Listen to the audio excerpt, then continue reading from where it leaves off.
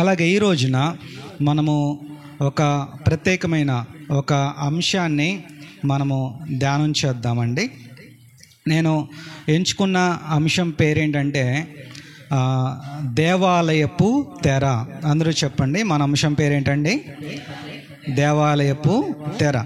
ఈ తెరను గురించి 3 సువార్తలలో రాయబడి ఉంటుంది. చూడండి, మొట్టమొదటిగా మనం మత్తయి సువార్త 27వ అధ్యాయము 51వ వచనంలో ఈ తెరను గురించి మనం చూస్తాం. మత్తయి సువార్త 27వ అధ్యాయము 50వ వచనం నుండి చదువుదాం.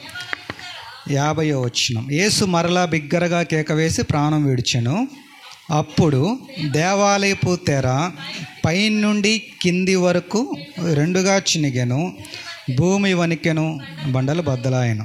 ఇది మత్తయి రాస్తూ ఈ తెరను గురించి చెప్తున్నాడు. దేవాలయపు తెర పైనుండి కిందకి చినిగింది. మార్కు కూడా రాస్తాడు. మార్కు సువార్త 15వ అధ్యాయం, మార్కు సువార్త 15వ అధ్యాయము 38వ వచనాన్ని మనం చదువుదాం. 38వ వచనం. అప్పుడు దేవాలయపు తెర పైనుండి కింది వరకు 2గా చినిగాను. లూకా కూడా రాస్తాడు. లూకా సువార్త 23వ అధ్యాయము 45వ వచన భాగంలో లూకా కూడా రాస్తాడు. సూర్యుడు అదృశ్యుడాయను, గర్భాలయపు తెర నడిమికి చినిగాను. చాలండి. మనము ఈ 3 సువార్తలలో మనము చూస్తాం. దేవాలయంలో ఒక తెర ఉందంట. యేసు ప్రభువారు ఎప్పుడైతే సిలువలో ఆయన బిగ్గరగా కేక వేసి ప్రాణం విడిచినప్పుడు ఈ తెర 2గా మధ్యలోకి పైనుండి కింద వరకు చినిగినట్లుగా మనము చూస్తాం. కొంతమంది వ్యతిరేకులు, యేసు ప్రభువారికి వ్యతిరేకంగా ఉన్న వాళ్ళు ఏమని ప్రచురణ చేస్తారంటే, యేసు ప్రభువారు ఆయన సిలువలో మరణించిన రోజున భూకంపం వచ్చింది, భూకంపం వలన దేవాలయపు తెర చినిగింది, జస్ట్ అదేదో భూకంపం వలన చినిగింది అని అంటారు. అయితే మనం ఒకటి గమనించాలి. దేవాలయం ఏమన్నా పడిపోయిందా? భూకంపం వలన పడిపోవాలి. దేవాలయం అలాగే ఉంది. దేవాలయంలో ఉన్న తెర మాత్రమే చినిగింది. అది భూకంపం వలన చినిగింది కాదు, మరి ఏ విధంగా చినిగా, అది దేవుడు మాత్రమే దాన్ని చించేశాడు, ఆ దేవాలయపు తెరని. ఎందుకు దేవాలయంలో ఆ తెర చినిగింది? అసలు దేవాలయంలో ఆ తెర ఎందుకు ఉంది? అది ఈరోజున మన టాపిక్, మన అంశం. ఆ దేవాలయపు తెరకి మన జీవితాలకి 100% సంబంధం ఉంది. ఇది చాలా ప్రాముఖ్యమైన తెర. ఇది మనం ఖచ్చితంగా తెలుసుకోవాల్సిన తెర. ప్రపంచం మొత్తం ఖచ్చితంగా తెలుసుకోవాల్సిన తెర. దీనికి మన జీవితాలకి, ఆ తెరకి మన జీవితాలకి అసలు ఒక అద్భుతమైన సంబంధం అనేది ఉంది. అది మనం ఖచ్చితంగా ఈ రోజున మనము తెలుసుకోవాలి. ఇశ్రాయేలీయుల్ని మోషే ఐగుప్తులో నుంచి తీసుకొని సీనాయి పర్వతం దగ్గరికి తీసుకొని వస్తాడు. ఆ కనాన్లోనికి తీసుకొని వెళ్తూ ఉంటాడు. అప్పుడు దేవుడు మోషేని కొండ మీదకి రమ్మంటాడు. మోషే కొండ మీదకి ఎక్కుతాడండి. కొండ కిందకి దిగేటప్పుడు మోషేతో దేవుడు చెప్తాడు, మోషే నాకు కూడా ఒక ఆశ ఉంది, నాకు కూడా ఒక కోరిక ఉంది. అదేంటంటే దేవుడు తన కోరికను చెప్తున్నాడు. ఏంటి ఆ కోరిక అంటే, నేను మీ మధ్యలో నివసించాలని, మీరేసిన గుడారాలలో నేను కూడా ఒక గుడారం వేసుకొని ఉండాలని, మీ ఇళ్ళల్లో నా ఇల్లు కూడా ఉండాలని, నేను కూడా ఉండాలని ఆశపడుతున్నాను. మీ మధ్యలో నేను కూడా నివసించాలని కొంచెం నాకు కోరిక ఉంది మోషే అని అంటే, మోషే అంటున్నాడు, ఖచ్చితంగా ప్రభువా, అంతకంటే భాగ్యమా, నువ్వే మా మధ్యలో నివసిస్తావంటే అంతకంటే ఇంకా గొప్ప మేలేముంది, రా ప్రభు అని ఆహ్వానిస్తాడు. అప్పుడు ప్రభు అంటాడు, సరే, నాకు కూడా ఒక ఇల్లు కావాలి కదా, మీ గుడారాలలో నాకు కూడా గుడారం అనేది కావాలి కదా, కాబట్టి ముందు గుడారమే, తర్వాత నేను వస్తాను అని చెప్పి దేవునికి ఒక గుడారాన్ని, దేవుడు నివసించడానికి ఒక గుడారాన్ని మోషేతో దేవుడు చెప్తాడు, ఆ గుడారాన్ని నువ్వు నిర్మించు, నేను ఆ గుడారంలోనికి నేను వస్తాను. ఆ గుడారం పేరే ప్రత్యక్షపు గుడారము. ఆ గుడారం పేరే ప్రత్యక్షపు గుడారము. యాక్చువల్గా ఆ రోజులలో చర్చీలు లేవు, గోడలతో కట్టిన మందిరాలు లేవు, దేవాలయాలు లేవు. ఇంకా అదే దేవుని మందిరం, అదే దేవాలయం. ఆ ప్రత్యక్షపు గుడారమే ఒక చర్చ్ అన్నమాట. నా కోసం ఒక చర్చిని కట్టండి భూమి మీద, నేను మీ మధ్యలోనికి నేను వస్తానని చెప్పినప్పుడు దాన్ని ఎలా కట్టాలో దేవుడు చెప్తున్నాడు. ఆ ప్రత్యక్షపు గుడారాన్ని ఎలా నిర్మించాలో దేవుడు మోషేకి చెప్తున్నాడు. మోషే నేను చెప్పినట్టు నిర్మించన్నప్పుడు మోషే ఆ గుడారాన్ని నిర్మిస్తాడు. అది ఎలా నిర్మించబడిందంటేనండి 3 భాగాలుగా అది నిర్మించబడింది. ఇప్పుడు అంకుల్ గారు కూర్చున్న ఆ ప్లేస్ మొత్తం ఆవరణం అని అంటారు. ఏమంటారండి దాన్ని? ఆవరణం అని అంటారు. మీరు కూర్చున్నటువంటి ప్లేస్ అంతా పరిశుద్ధ స్థలము అని అంటారు. హాల్ని పరిశుద్ధ స్థలము అని అంటారు. ఆవరణాన్ని నిర్మించమన్నాడు, పరిశుద్ధ స్థలాన్ని నిర్మించమన్నాడు. ఇంకా కొంచెం నేను నించునే ఆ వెనక భాగం అంతా కూడా అతి పరిశుద్ధ స్థలము అని అంటారు. అతి పరిశుద్ధమైన స్థలం అంటారు. మనం ఏ చర్చి అయినా గమనించినప్పుడు ఈ 3 భాగాలు ఖచ్చితంగా ఉంటాయి. గుమ్మం బయట ఆవరణం ఉంటుంది, అందరూ కూర్చునే ప్రజలు కూర్చునే ప్లేస్లో పరిశుద్ధ స్థలం ఉంటుంది, అలాగే పాస్టర్ గారు నిలబడి బోధించేటువంటి ఆ స్టేజిని అతి పరిశుద్ధ స్థలం మనం అనుకుందాం. కాదులేండి, మనం ఇమాజినేషన్ చేసుకుందాం. ఈ నమూనాలో మనము ప్రతి మందిరాన్ని మనము చూడొచ్చు. ఈ విధంగా కట్టబడుతూ ఉంటుంది. కాబట్టి ఈ గుడారం వేసినప్పుడు 3 భాగాలుగా దేవుడు నిర్మించమని చెప్తాడు. ఆవరణము, పరిశుద్ధ స్థలము, అతి పరిశుద్ధ స్థలము, ఇలా నిర్మించమని చెప్పాడు. అలాగే అన్నిటికంటే ఒక విలువైన తెర ఒకటి ఉంటుంది. అదేంటంటే పరిశుద్ధ స్థలానికి అతి పరిశుద్ధ స్థలానికి మధ్యలో ఒక తెర అనేది ఉంటుంది. ఒక తెర నిర్మించమన్నాడు. ఈ తెరను ఎందుకు నిర్మించమన్నాడో నేను కొన్ని విషయాలు మీకు జ్ఞాపకం చేస్తాను. అదేంటంటే ఈ పరిశుద్ధ స్థలానికి అతి పరిశుద్ధ స్థలానికి ఒక తెరను నిర్మించమన్నాడు. ఎందుకు నిర్మించమన్నాడు అంటే, మోషే నేను గుడారంలోనికి వస్తా, అయితే నేను ఎక్కడికి వస్తాను అని అంటే, నువ్వు ఆ అతి పరిశుద్ధ స్థలంలో ఆ లోపల గర్భాలయంలో ఏం చేస్తావు అని అంటే మందసాన్ని పెట్టు. ఆ మందసం మీదకి నేను దిగి వస్తాను, నా మహిమ దిగి వస్తుంది, నేను ప్రత్యక్షం అవుతాను. అయితే నేనున్న ఆ అతి పరిశుద్ధ స్థలానికి మీరెవరు రాకూడదు, ఏ మనుష్యుడు కూడా సమీపించకూడదు, యాజకులు కూడా రాకూడదు, ఎవరు కూడా దాన్ని చూడకూడదు. అంటే నేనుండే ప్లేస్ని ఎవరు చూడకూడదు. కాబట్టి నన్ను చూస్తే ఎందుకు చూడకూడదు అంటే, నన్ను చూస్తే చచ్చిపోతారు, నన్ను చూస్తే మీరు తట్టుకోలేరు, నన్ను చూస్తే మీరు నిలవబడలేరు, ఆ అతి పరిశుద్ధ స్థానాన్ని మీరు చూడలేరు. కాబట్టి అదంతా కొంచెం సెక్యూరిటీ లాగా మీరేం చేస్తారనంటే, ఈ అతి పరిశుద్ధ స్థలానికి పరిశుద్ధ స్థలానికి మధ్యలో ఒక తెరను నిర్మించండి, నన్ను కనబడనివ్వకుండా ఒక తెరను మీరు కట్టండి అని ఒక తెరని నిర్మించమని చెప్తాడండి. ఆ తెర పేరే దేవాలయపు తెర. తర్వాత సొలొమోను కూడా ప్రత్యక్షపు గుడారాన్ని తీసేసి దేవాలయాన్ని కడతాడు, గోడల్లా కడతాడు. ఆ మందిరంలో కూడా ఒక తెరని నిర్మిస్తారు, దేవాలయపు తెర. అది దాని యొక్క సంగతి. ఈ తెర ఎలాంటిదో ఒక 4 లక్షణాలు చెప్తాను, జాగ్రత్తగా గమనించండి. మొట్టమొదటిగా ఈ తెరకున్నటువంటి పేరేంటంటే, చూడండి, నిర్గమాకాండం 26వ అధ్యాయం, నిర్గమాకాండము 26వ అధ్యాయము 31వ వచనంలో ఈ తెరకున్నటువంటి మొట్టమొదటి లక్షణం మనకు కనబడుతుంది. నిర్గమాకాండం 26వ అధ్యాయము 31వ వచనం. మరియు నీవు నీల ధూమ్ర రక్తవర్ణములు గల, ఏ తెర అంటండి ఇది? అడ్డతెరను పేనిన సన్ననారతో చేయవలెను, అది చిత్రకారుని పని అయిన కెరూబులు గలదిగా చేయవలను. ఇది ఏం తెరని బైబిల్లో రాయబడి ఉందంటే అడ్డు తెర. అందరూ చెప్పండి, ఏ తెర అనేది? అడ్డు తెర. అసలు ఈ తెర ఏం చేస్తుంది అని అంటే, దేవుణ్ణి మనల్ని కలపకుండా ఇదేం చేస్తుంది అని అంటే అడ్డుపడుతుంది. ఇది ఏం తెర అంటే అడ్డు తెర. ప్రియులారా, మనల్ని దేవుణ్ణి కనబడనీయకుండా ఈ తెర అడ్డం పడినట్లుగా మనల్ని ఏం అడ్డుపడుతున్నాయి అని అంటే, చూడండి, యెషయా గ్రంథము 59వ అధ్యాయము, యెషయా గ్రంథము 59వ అధ్యాయము 1వ వచనములో కొన్ని అడ్డుపడుతున్నాయి మనకి దేవుడికి. 59వ అధ్యాయం 1వ వచనంలో, రక్షింపనేరకయుండినట్లు యెహోవా హస్తం కురుచ కాలేదు, విననేరకయుండినట్లు ఆయన చెవులు మందం కాలేదు, మీ దోషములు మీకును మీ దేవునికిని ఎలా వచ్చాయంట? అడ్డముగా వచ్చెను, అడ్డముగా వచ్చెను. ఇదేం తెర అని అంటే అడ్డుతెర, అడ్డుతెర.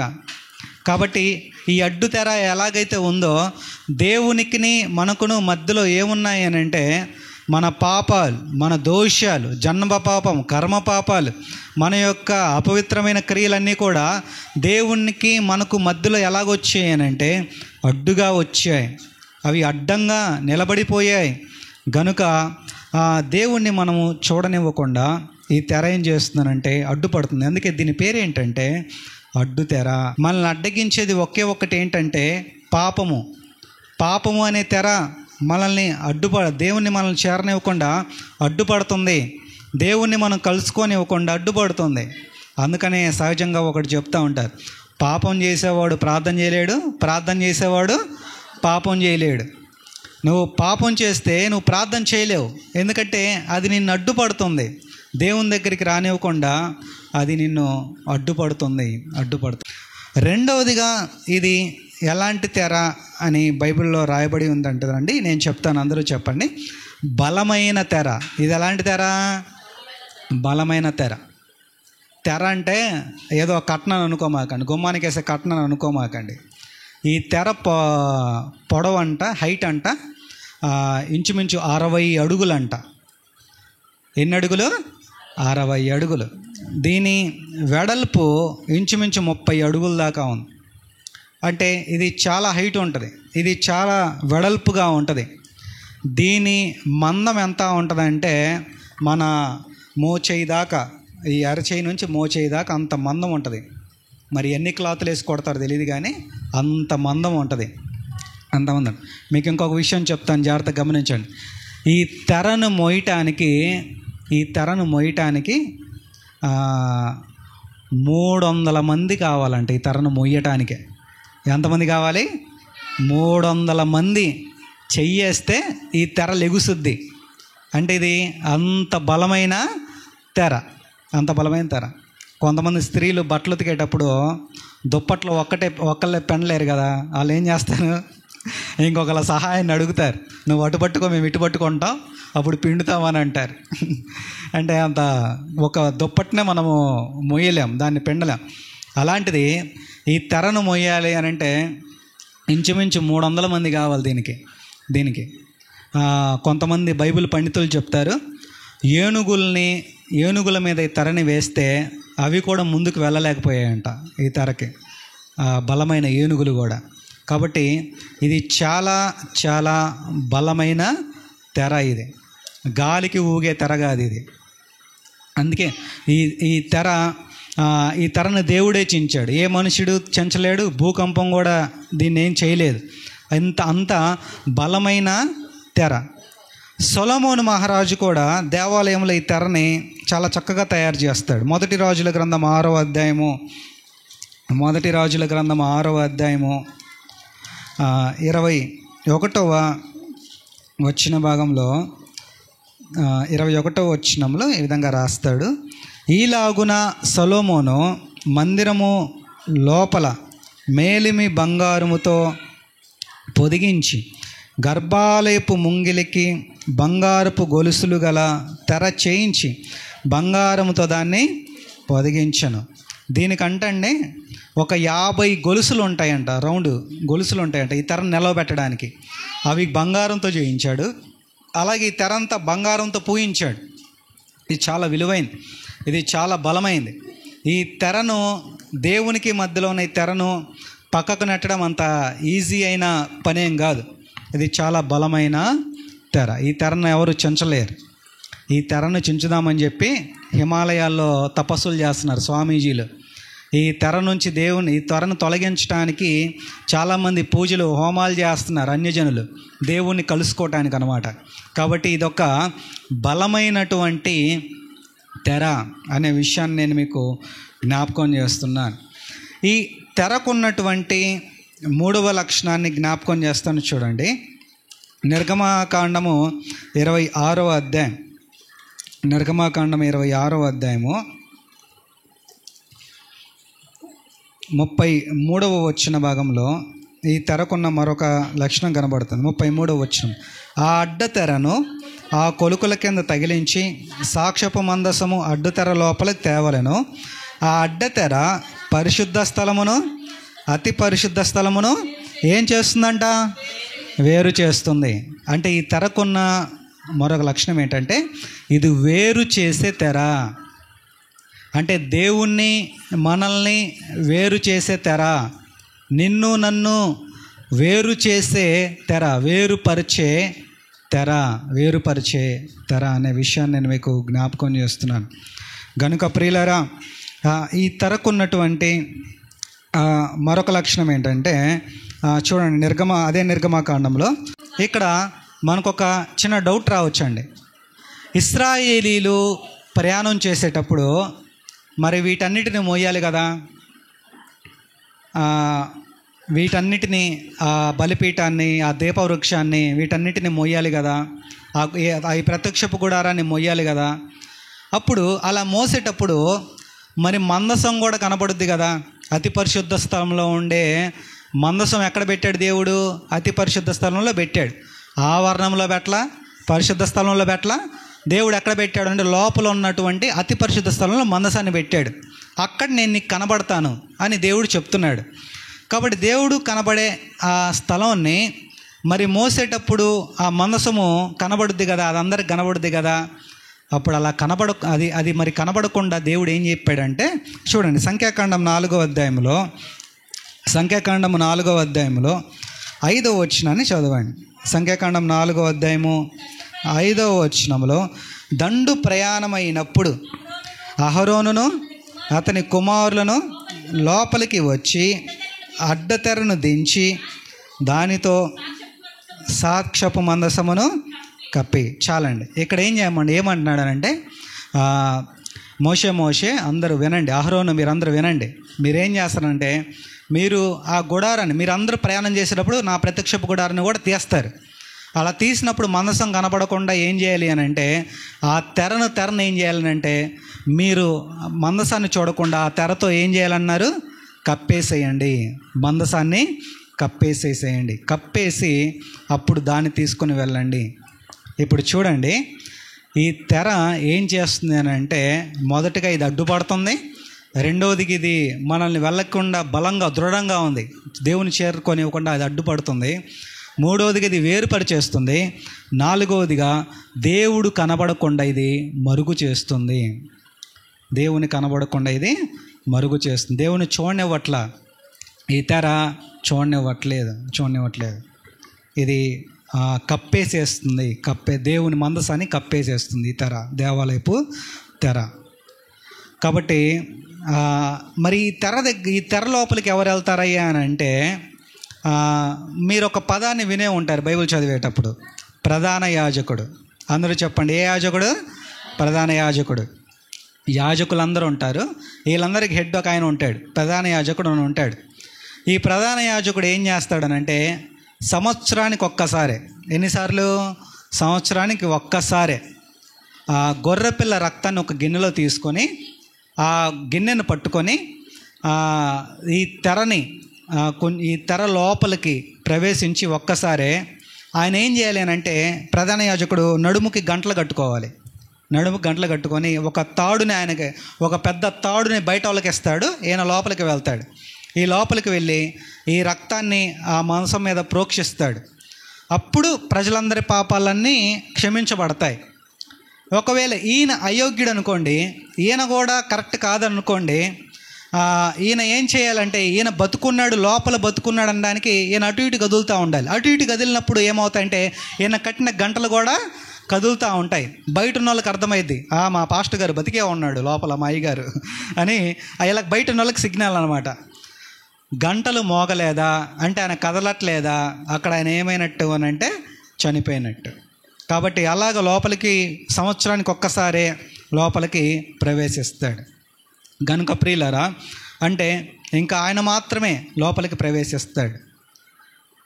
కాబట్టి ఇది ఎలాంటి తెర అనంటే దేవుణ్ణి చూడనివ్వకుండా చేసే తెర. దేవుని యొక్క వెలుగుని మన మీద పడకుండా అడ్డుపడేటువంటి తెర. దేవుని యొక్క ప్రసన్నత మన మీద, మన కుటుంబాల మీద పడనివ్వకుండా చేసేటువంటి తెర. దేవుని యొక్క మహిమ నీ ఇంటి మీద, నీ కుటుంబం మీద పడకుండా ఇది అడ్డం పడే తెర. దేవుని సన్నిధిలోనికి నువ్వు ఎంటరనివ్వకుండా, మనం కనుక పాత నిబంధనలో ఉంటే మనం అసలు ఇలా కూర్చోకూడదు లెక్క ప్రకారం. అంటే మనకు దేవునికి మధ్యలో ఏముంది? తెర ఉంది, దేవాలయపు తెర ఉంది. కాబట్టి దేవుని యొక్క సన్నిధిలోనికి నిన్ను అడుగుపెట్టనివ్వకుండా చేసే తెర. అలాంటి తెర దేవుని యొక్క ప్రత్యక్షత నీ మీద పడకుండా, ఆయన కృప నీ మీదకి రాకుండా అడ్డుపడే తెర, ఆయన మహిమ నీ మీదకి రాకుండా అడ్డుపడే తెర, ఆయన క్షమాపణ నీ మీదకి రానివ్వకుండా చేసే తెర, ఆయన వెలుగుని నీ మీద పడనివ్వకుండా, నీ కుటుంబం మీద, నీ పిల్లల మీద పడనివ్వకుండా చేసే అడ్డుపడే తెర ఇది.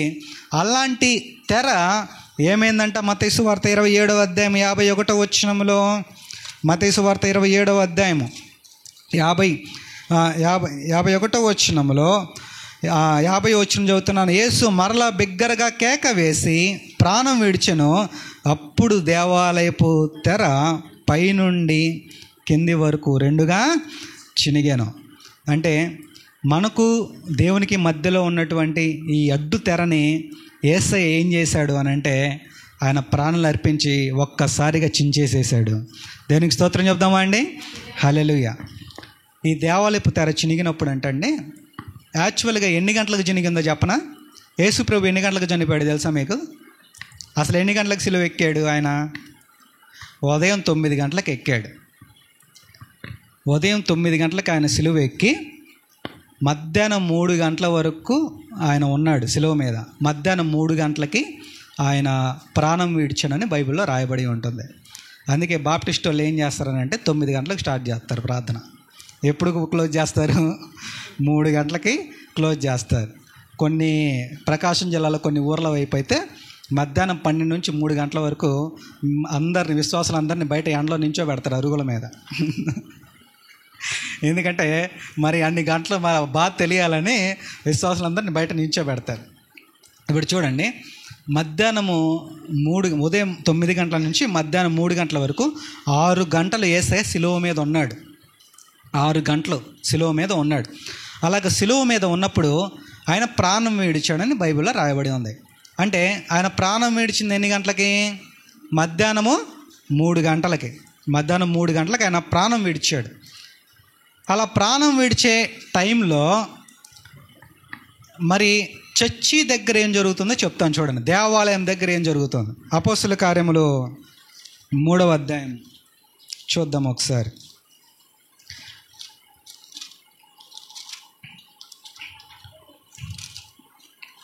అపోస్తల కార్యములు 3వ అధ్యాయము 1వ వచనాన్ని చదువుదాం. పగలు 3 గంటలకు ప్రార్థనా కాలమున, ఎన్ని గంటలకంట?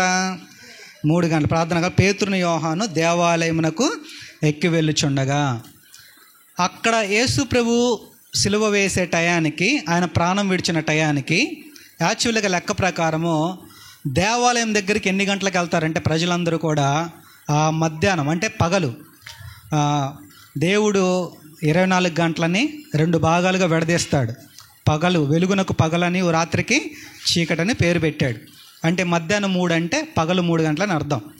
ఈ 3 గంటలకి యేసు ప్రభు ప్రాణం విడిచే టయానికి అక్కడ ప్రజలందరూ ఎక్కడికి వెళ్తారు అని అంటే దేవాలయం దగ్గరికి వెళ్తారు. యాజకులందరూ దేవాలయం దగ్గరికి వెళ్తారు. అక్కడ అందరికి ఇంకా యాజకులు, ప్రధాన యాజకులు, విశ్వాసులందరూ కూడా దేవాలయం దగ్గరికి వెళ్తారు. దేవునికి వాళ్ళకు మధ్యలో ఏముంది? తెర ఉంది. అంటే చర్చిలోకి ఇంక అందరూ వచ్చేసేసారు. యాజకులందరూ చర్చిలోకి, దేవాలయంలోనికి వచ్చేసేసారు. వచ్చినప్పుడు సిలువ దగ్గర ఆయన ఏం చేశాడు అని అంటే, ఆయన మధ్యాహ్నం 3 గంటలకి సిలువలో ప్రాణం విడిచాడు. ప్రాణం విడిచినప్పుడు వెంటనే ఏమైంది? అప్పుడు దేవాలయపు, చర్చిలో ఉన్నటువంటి దేవాలయపు తెర పైనుండి కింద వరకు చినిగింది. అలా చినిగినప్పుడు ఒక్కసారిగా ప్రజలందరికీ దేవుడు కనబడిపోయాడు. దేవునికి స్తోత్రం చెప్దామా అండి? అతి పరిశుద్ధ స్థలం కనబడింది. ఆ దేవుని మహిమ వారి మీదకి వచ్చేసేసింది. యేసయ్య ప్రాణం విడిచిన వెంటనే ఆ తెర చిన్నకంగా అతి పరిశుద్ధ స్థలంలో ఉన్న పరిశుద్ధత ప్రజల మీదకి వచ్చింది. ఆ వెలుగు వచ్చేసేసింది, ఆ మహిమ వచ్చేసేసింది. దేవుణ్ణి ప్రజల్ని కలిపేసేసింది. దేవుణ్ణి ప్రజల్ని కలుసుకునేలాగా దేవుడు చేసేసాడు ఆ తెర చినుగటం ద్వారా. కింద నుంచి పైకి చినిగిందా, పై నుండి కిందకి చినిగిందా అండి? పై నుండి కిందకి చినింది. అంటే ఏ మనుషుడు చించలేడు, యేసు ప్రభువారే ఆయన పై నుండి కిందకి చించేసేసాడు. దేవుడే దానిని తీసివేసేసాడు. గనుక ప్రియులారా, దేవుడు మనల్ని ఆ తెర చినటం ద్వారా ఆయన అసలు యేసయ్య ఈ లోకానికి వచ్చిందే ఆ అడ్డు తెరను చెంచడానికి అని లోకానికి వచ్చాడు. మనల్ని తండ్రితో సమాధాన పరచడానికి యేసయ్య ఈ లోకానికి దిగి వచ్చేసేసాడు. ప్రియులారా, అయితే చివరికి ఒక మాట చెప్పి నేను ముగిస్తున్నా, జాగ్రత్తగా గమనించండి. ఇప్పుడు ఆ తెర లేదండి. ఆ తెరకు బదులుగా దేవుడు యేసు ప్రభువారు ఇంకో తెరను పెట్టాడు. దేవునికి మధ్యలోకి ఒక తెరను పెట్టాడు. ఆ తెర చూద్దాం, చూడండి. హెబ్రీలకు రాసిన పత్రిక 10వ అధ్యాయము, హెబ్రీలకు రాసిన పత్రిక 10వ అధ్యాయము 19వ వచనములో యేసయ్య కొత్తగా ఒక తెరను పెట్టాడు. 10వ అధ్యాయము 19వ వచన భాగంలో, సహోదరులారా, యేసు మన కొరకు ప్రతిష్ఠించిన మార్గమున అనగా నూతనమైనదియు జీవము కలిగినదియు ఆయన శరీరము అను తెర ద్వారా ఏర్పరచబడినదినైన మార్గమున ఆయన రక్తము వలన పరిశుద్ధ స్థలమునందు ప్రవేశించుటకు మనకు ధైర్యము కలిగి ఉన్నది కనుకను. ఇక్కడ మనం చూడండి, నూతనమైనది జీవము కలిగినది ఆయన శరీరము అను తెర ద్వారా ఏర్పరచబడినదియునైన మార్గమున అనే మాట రాస్తాడు. ఇప్పుడు ఏం తెర పెట్టాడు? యేసు అనే శరీరం అనే తెరని పెట్టాడు. ఈ తెర ఎలా ఉంటుందో చెప్తాను, చూడండి. ఈ తెర ఏమి దేవుడిని కనబడనీయకుండా చేసే తెర కాదు. ఏదైనా షాపులలో కానీ ఇళ్లలో కానీ ఏసీలు పెట్టించుకున్నప్పుడు ఒక కటన్స్ ఉంటాయి, ఏసీ కటన్స్ ఉంటాయి. మీకు తెలుసా ఆ విషయం? ఏసీ కటన్స్ ఎలా ఉంటాయంటే ఒక కవర్స్ లాగా ఉంటాయి. ఆ కటన్స్ని వేలాడదీస్తారు. బయట ఉన్నోడు లోపలికి కనబడతాడు, లోపల ఉన్నాడు బయటికి కనబడతాడు. అలా కటన్స్ని ఆ కవర్స్ లాగా ఉంటాయి.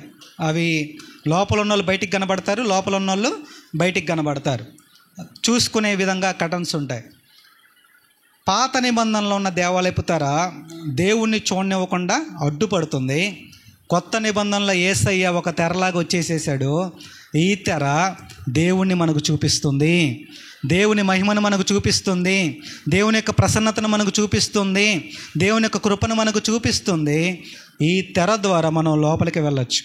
ఆ తెర ద్వారా మనం లోపలికి వెళ్ళలేం, ఈ తెర ద్వారా మనం లోపలికి వెళ్ళొచ్చు. గనుక ప్రియులారా, ఇది యేసుక్రీస్తు అనే శరీరం అనే తెర ద్వారా మనము లోపలికి వెళ్ళచ్చు. అందుకని యేసయ్య ఒక మాట అన్నాడు, నేనే మార్గమును సత్యమును జీవమునై ఉన్నాడు అని ప్రభు తెలియజేస్తున్నాడు. ప్రియులారా, గనుక ఈ తెర దగ్గరికి మనం వద్దాం. యేసయ్య మన కోసం ఆయన పాపక్షమాపణ ఆయన పెట్టాడు. ఒక చిన్న ఉపమానాన్ని నేను మీకు జ్ఞాపకం చేస్తానండి. స్కాట్లాండ్ దేశంలో స్టీవెన్ అనే ఒక యవనస్తుడు ఉన్నాడు. ఒక క్రికెట్ ఆడేటప్పుడు ఆ యవనస్తుడికి బాగా కోపం వచ్చి ఏం చేశాడనంటే, ఒక బ్యాట్ తీసుకొని ఆటలో ఒకడిని తల మీద గట్టిగా వేసి తల పగల కొట్టేశాడంట. వాడు హాస్పిటల్లో చనిపోయినప్పుడు పోలీసు వాళ్ళు ఈ యవనస్తుడిని అరెస్ట్ చేశారు. అరెస్ట్ చేసి కోర్టుకు తీసుకుని వెళ్ళారు. మరి హత్య చేశాడు కాబట్టి కోర్టులో జడ్జి ఏం చేశాడనంటే, ఈ యవనస్తుడికి ఉరి శిక్ష వేసేశాడు. జైల్లో ఉన్నాడు, పలాని రోజు అతనికి ఉరి శిక్ష ఖరారైపోయింది. అయితే ఆ ఉరి శిక్ష వేసే ఒక 2 రోజులు ముందుగా జడ్జి ఇంటి దగ్గరికి పోస్ట్ ఆఫీసులో ఆ పోస్ట్ బాక్స్లో చాలా ఉత్తరాలు వచ్చాయంట జడ్జి ఇంటి ముందుకి. ఆ ఉత్తరాలను తీసి జడ్జి చదివాడు. ఏమని చదివాడంటే, ఆ యవనస్తుడు వీధిలో ఉన్న వాళ్ళందరూ ఇలా ఉత్తరం రాశారు, అయ్యా జడ్జి గారు, ఆ యవనస్తుడు చాలా మంచోడు, ఆ యవనస్తుడు ఏదో తెలుసో తెలియకో పొరపాటు చేశాడు, కోపంతో ఆ బ్యాట్ తీసుకుని కొట్టాడు, ఆ యవనస్తుడిని విడుదల చేయండి, ఆ యవనస్తుడు మాకు కావాలి, ఆ యవనస్తుని దయతో క్షమించండి అని చెప్పి బతిమలాడుకుంటా ఆ వీధిలో వాళ్ళందరూ ఉత్తరాలు రాశారు. జడ్జి చూసి కొంచెం కన్నీళ్ళు పెట్టుకొని ఆ యవనస్తుడికి ఉరిశిక్ష కొట్టివేద్దామని చెప్పి ఒక ఉత్తరం రాశాడు. ఏమని అంటే జైలర్కి ఇలా రాశాడు, ఆ యవనస్తుడిని ఉరిశిక్ష వేయమాకండి అని చెప్పి ఒక ఉత్తరం రాశాడు. అలా ఉత్తరం రాసి ఆ ఉత్తరాన్ని జైల్లో ఉన్న స్టీవెన్ దగ్గరికి పంపించారు. అయితే ఆ ఉరిశిక్షను ఎప్పుడు కొట్టేస్తారనంటే ఈ కుర్రోడు కూడా ఆ ఉత్తరాన్ని చూసి సంతకం పెట్టినప్పుడు ఆ ఉరిశిక్షను కొట్టివేసేస్తారు. ఆ జైలర్ ఏం చేశాడు అనంటే ఆ ఉత్తరాన్ని తీసి ఆ జైల్లో ఉన్నటువంటి ఆ యవనస్తుడికి ఇచ్చాడండి. అలా ఉత్తరాన్ని ఇచ్చినప్పుడు ఆ ఉత్తరాన్ని చదవకుండా, ఆ ఉత్తరాన్ని వైపు చూడకుండా ఆ ఉత్తరాన్ని చేతిలో పట్టుకున్న యవనస్తుడు ఏం చేశాడు అనంటే దాన్ని, నా దగ్గరికి ఎవరు రామాకండి, నాకు బతకాలని ఆశ లేదు, నాకు ఈ జీవితం మీద విరక్తి వచ్చేసేసింది అని చెప్పి దాన్ని చదవకుండానే దాన్ని ఏం చేశాడంటే ఉత్తరాన్ని మొక్కలుగా చించేసేసేసి ఆ జైల్లో ఆ సెల్లో నుంచి బయటికి ఇసిరేసేసాడంట, జైలర్ మీద విసిరేసేసాడు.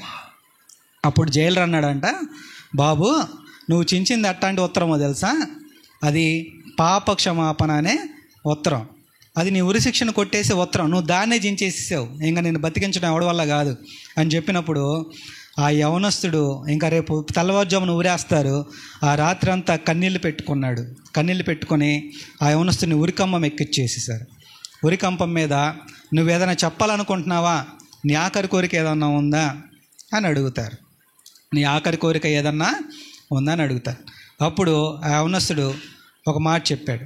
ఏం చెప్పాడు అని అంటే, సార్ నేను ఒక మాట చెప్తాను, అది రేపు పేపర్లో వేయండి, ఇదే నా ఆఖరి కోరిక అని అన్నాడు. అవునా బాబు చెప్పు, రాసుకుంటావు నువ్వు చెప్పే ఆఖరి మాటలు అని రాసుకోవడం మొదలుపెట్టారు.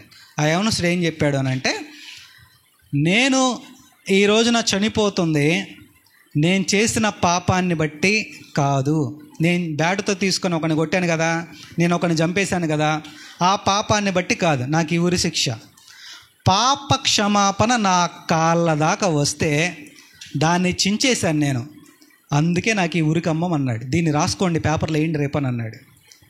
నేను ఉరికమ్మం ఎక్కింది నేను చేసిన పాపాన్ని బట్టి కాదు, పాప క్షమాపణ నా కాళ్ళ దాకా వస్తే దాన్ని నేను తృణీకరించాను, దాన్ని బట్టి నేను చనిపోతున్నాను అని చెప్పి ఆ ఉరిశిక్షలో చనిపోయాడు ఆ కుర్రాడు. ప్రియులారా, ఇప్పుడు ఈ మాట జాగ్రత్తగా గమనించండి. ఈ రోజున ప్రపంచమంతా చనిపోతుందంటే పాపమును బట్టి కాదు. యేసయ్య ఆల్రెడీ పాపం మీద క్షమాపణను పెట్టేశాడు. ఆల్రెడీ ఆయన ఇదిగో యోహాను ఏమంటాడు, బాప్తిస్మిచ్చే యోహాను, ఇదిగో లోక పాపమును మోసుకొని పోవచ్చున్న దేవుని గొర్రెపిల్ల. మనుషులందరూ చనిపోతుంది వాళ్ళ పాపాన్ని బట్టి కాదు, పాప క్షమాపణ కాళ్ళ దాకా వస్తే దానిని పక్కన పెడుతున్నారు, అందుకని చనిపోతారు, అందుకని నరకానికి వెళ్తారు. నా పాయింట్ మీకు అర్థమైందా అండి? మనం చేసే పాపాన్ని బట్టి కాదు మనం చనిపోయేది. మనం ఒకవేళ నరకానికి వెళ్తున్నామంటే మనం చేసే పాపాన్ని బట్టి కాదు. దేవుడు పాప క్షమాపణ పెట్టినా దాన్ని నువ్వు పక్కన పెట్టిన విధానాన్ని బట్టే. సంఘం అంటే ఏంటో చెప్తాను చూడండి.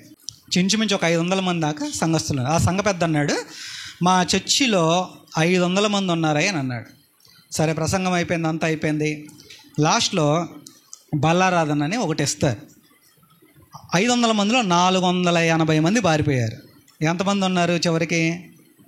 20 మంది ఉన్నారు. 20 మంది బల్లారాధన తీసుకున్నారు. వచ్చేటప్పుడు చెప్పా, నా బైక్ ఎక్కుతా ఆయన డ్రాప్ చేసే సండ్ ఆఫ్ ఇచ్చేటప్పుడు చెప్పా పెద్దతోటి, ప్రెసిడెంట్ గారు మీ చర్చి 500 మంది, ఇంకోసారి అక్కడ చెప్పమాకండి, మీ డైరీలో కూడా రాసుకోండి, మీ చర్చి 20 మంది అని రాసుకోండి అని చెప్పా. సంఘం అంటే 500 మంది కాదు, ఎంతమంది? 20 మంది. కాబట్టి అందరూ ఉంటారు. ఇప్పుడు యేసు ప్రభు శిలువ దగ్గర అందరూ ఉన్నారు, దొంగలు ఉన్నారు, శతాధిపతి ఉన్నాడు, అందరూ ఉన్నారు. కానీ రక్షించబడిన శిలువ దగ్గర ఎంతమంది? కుడి పక్కన ఉన్న దొంగే. అలాగే ఒక క్లాస్ రూమ్లో ఒక టీచర్ అందరికీ పాఠాలు చెప్పుద్ది, కానీ అందరూ పాస్ అవుతారా? అందరూ పాస్. అందరికీ ఫస్ట్ ర్యాంక్ వస్తుందా? అందరికీ రాదు. అలాగే చర్చిలో అందరూ ఉన్నంత మాత్రాన దేవునికి సంతోషం కాదు. ఆయన కొంతమందిలో మనం అందరం ఉండాలి. అంతటను అందరూ మారు మనసు పొందాలని దేవుడు మనుషులకు ఆజ్ఞాపిస్తున్నాడు. గనుక దీని విలువ ఇప్పుడు తెలియదు. కొన్ని మనకున్నప్పుడు దాని విలువ తెలియదు, అది దూరమైనప్పుడే మనకు దాని విలువ తెలుస్తుంది. ధనవంతుడు నరకంలో, పాతాళంలో అప్పుడు చేశాడు యాతనకరమైన ప్రార్థన. అంటే బతుకున్నప్పుడు దాని విలువ తెలియదు. బుద్ధి లేని కన్యకులు గుమ్మం బయట నించున్నారు, అయ్యా అయ్యా మాకు తలుపు తీయమని. అంటే దాని విలువ వాళ్ళకి తీయబడినప్పుడు తెలియదు. నోవాహు ఓడ ఉందండి, బయట ప్రజలందరూ ఉన్నారు, జలప్రలయంలో కొట్టుకుపోతున్నారు. అంటే అప్పుడు నోవాహుని అడుగుతున్నారు, విలువ ఎప్పుడు తెలిసింది? అంతటా తలుపు వేయబడెను. అంటే నోవాహు తలుపులు దేవుడు మూసేశాడు, అప్పుడు దాని విలువ తెలిసింది. ఒక సామెత ఉందండి, చేతులు గాలిన తర్వాత ఆకులు పట్టుకోవడం వల్ల ప్రయోజనం ఏముంది? ఏశావుకు విలువ ఎప్పుడు తెలిసింది? ఆ ఆశీర్వాదమైన విలువ యాకోబు పట్టుకుపోయిన తర్వాత తెలిసింది, ముందే ఆ విలువ ఏంటో తెలియలేదు. అలాగే మనం ఉన్నప్పుడు ఆ విలువ తెలుసుకోవాలి. తర్వాత మనం కన్నీటి ప్రార్థన చేసినా, ఉపవాస ప్రార్థన చేసినా, కేకలేసి ప్రార్థన చేసినా అది మన దగ్గరికి రాదు. అగ్ని ఆరదు, పురుగు చావదు. కనుక ఇదే రక్షణ దినము, ఇదే మిక్కిలి అనుకూలమైన సమయము. ఊపిరి ఉన్నప్పుడే మనము ప్రభువుని మన సొంత రక్షకునిగా మనము నేర్చుకోవాలి. అదే సిలువ యొక్క కాన్సెప్ట్. 2000 సంవత్సరాల క్రితం ఆయన సిలువలో ప్రాణం పెట్టిన సిలువ యొక్క ఉద్దేశం అదే. సిలువ యొక్క ఉద్దేశం అదే. తెర తీయబడింది. ఆ అడ్డు తెర తొలగాలని ఎంతోమంది ప్రయత్నం చేశారు. యేసయ్య కొత్త నిబంధనలు మనం ఉన్నాం, ఆ తెరను తీసేసాడు. ఆ పాప క్షమాపణ మన కాళ్ళ దాకా వచ్చేసేసింది. మనము జస్ట్ మన హృదయాన్ని మార్చుకొని ఆయన సన్నిధిలో ఉండడమే. ఇంతే కదా యెహోవా నిన్ను అడుగుచున్నాడని బైబిల్లో రాయబడి ఉంది. కనుక రక్షణ పొందుదాం, పొందిన రక్షణను మనం స్థిరపరుచుకుందాం, ఎత్తబడే సంఘంలో మనము చేర్చబడదాం. తెరను దేవుడు తీసేశాడు, మనల్ని సమాధానపరిచాడు. దీనిని మనము ఉపయోగించుకుందాం. దేవుడు తెరను తొలగించాడు. యేసు అనే శరీరం అనే తెర ద్వారా మనమందరం నిత్య రాజ్యంలో ప్రవేశించుటకు దేవుడు సహాయం చేయునుగాక. ఆమేన్.